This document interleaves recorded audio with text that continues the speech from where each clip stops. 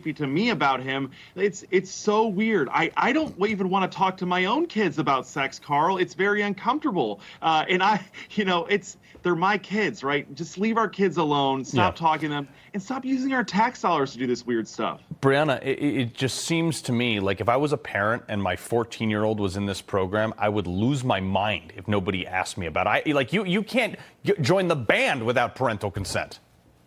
Yeah, it's very odd that they wouldn't require parental consent because these are minors. But, like Terry said, the state kind of wants to control your children, so to speak, right? They're not just your children, they're the state's children. That's how liberals tend to look at it. And I think what people need to understand is, look, refusing to indulge in another person's psychosis doesn't make you discriminatory, doesn't make you transphobic. It actually makes you someone who cares about their mental health because you want to help them come back to reality. And instead of putting them in this program, they should be seeing a therapist for these delusions, which are actually very sad for people suffering from this gender dysphoria. They need real help, not this mentorship with gay adults. Yeah, exactly. And it's like, this doesn't belong in schools at all. Like, you want to do that on your side? Fine, I don't care.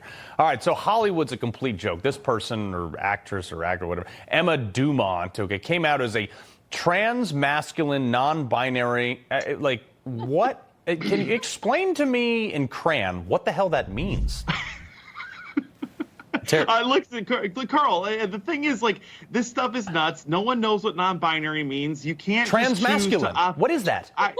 Well, if non-binary then transmasculine, I mean, what the hell are you talking about? Negative. So you're kind of a boy? I don't know. Here's my proposal, Carl, and this makes a problem for the non-binary people. I think you should have to at least petition men in order to join our club, right? These women that are claiming to be men, you aren't a man. Yeah. And we can have tests for this. You have to chug a 6-pack of beer, smoke a pack of cigs, and get a few tattoos before you can become the male club. And women can have their own stuff, like bake-offs and stuff. I don't know, but this is insane. It's totally nuts. We don't accept you. You're not part of us. Yeah, it's crazy. And I know a bunch of people that are in the actual LGBT community that are like, we don't want any part of that weird stuff. We fought so hard for just to be normal in society. Is that your dog, Brianna?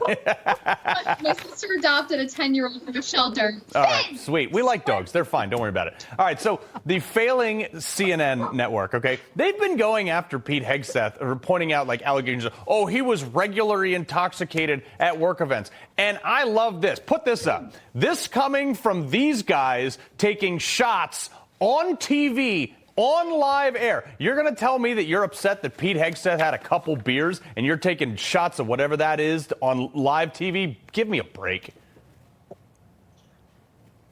Brianna, did her dog get you? All right. Yeah, look, this is a double standard right now. I'm so sorry. It's fine. Don't worry. We like dogs.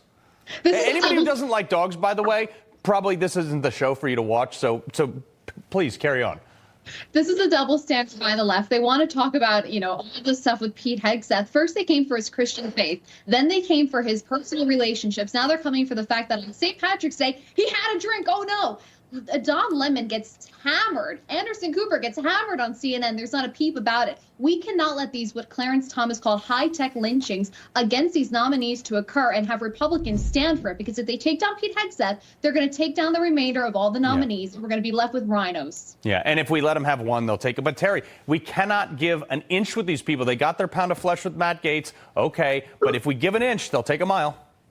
No, that's right. They never stop. The left is never satiated. They just want more and more. I mean, look at the trans stuff, right? They went from gay marriage to mutilating children. They are never satisfied. They won't ever stop. You have to stand up to these bullies. You have to stand up to them and punch them right in their weird, crazy ideas. They're totally nuts. You have to stand up to them.